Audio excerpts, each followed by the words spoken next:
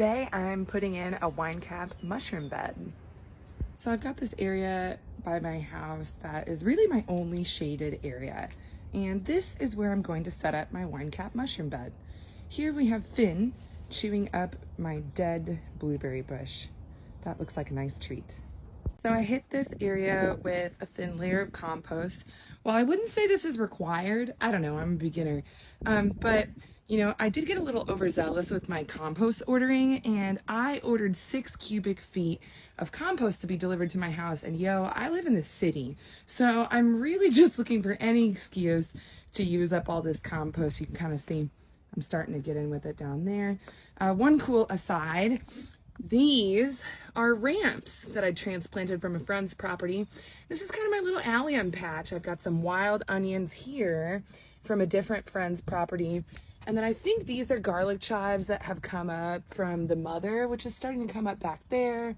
There's a couple more garlic chive starts, but this is just like a nice little mixed bag of wild alliums that's kind of popping off. Next, I'm going to take the straw bale, which is next to the garden giraffe, and I'm going to put a nice moist layer of straw on top for the mushroom spawn. It really feels like an excessive amount of straw. So I added some more compost to this spot, and maybe I'll thin the straw out there. It's taken a while for Finn to warm up to the guardian giraffe, but he's a little spooked, but he appears to be enjoying his presence. It's starting to get a little bit sprinkly here, which is convenient because I need the straw to be moist, but I decided to take my garden hose and moisten it anyway because, dude, it's windy out here, man. It's gonna rain. Get out of the mushroom bed. Hey, time for the spawn. I got my Winecap spawn from Field and Forest. They have a lot of really great resources on YouTube. Oh, hello Artemis. They have a lot of really great resources on how to grow mushrooms and just all kinds of stuff. I got my special mushroom tool from them when I made my shiitake logs, and that'll be another video. I also just discovered that I actually ordered 2 of these bags, so I think I'm gonna have to find another spot. So each bag covers 25 square feet of mushroom spawn. This feels like a little bit more than that. I'm gonna inoculate this whole patch, and then I think I'm gonna use the other bag like in my garden beds. They have more full sun, but just in the spirit of experimentation, I think that's what I'm gonna do. It's officially starting to rain now. This wasn't supposed to happen until 2, but whatevs. So we're just gonna go in here and really just start crumbling up all this mushroom spawn. I don't think you actually need to wear gloves. It's just more of a sensory thing for me. And I'm just gonna crumble it up and start throwing it in the bed. Bam. All of this white stuff here, that's the mycelium.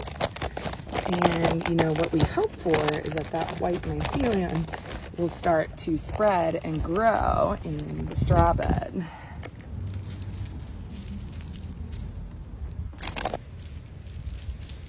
Oh, it's raining. This is actually perfect. Okay, so the first bed, or the first bag rather, is all put in. You can kind of see the like orangey chunkies of mushroom mycelium spawn. And we've got it in. And the next thing I'm gonna do is feed this with some wood chips. In my exceptionally limited research, I read that you want your wood chips to be kind of freshly cut, and I just got a bunch of maple wood chips from some person on Facebook Marketplace, and they just grinded these all down. So I'm gonna move some of them, throw them in the bed, and call it good. And here we have it. Doesn't look super pretty, but we've got compost straw, fresh maple chips, and fresh Winecap inoculation. And maybe I'll feed it more wood chips when I get more from my pals. But we are beating this rain and excited to try to grow some mushrooms. Have you ever grown mushrooms before? What was your experience like? Did you research? Did you just go in? I am very much a doer over at being an overthinker. So I looked into this a little bit, you know, enough to feel confident, but like I did not go deep in. I just read enough and I was like, I can do that. All right, we're going in. So we'll see how it goes.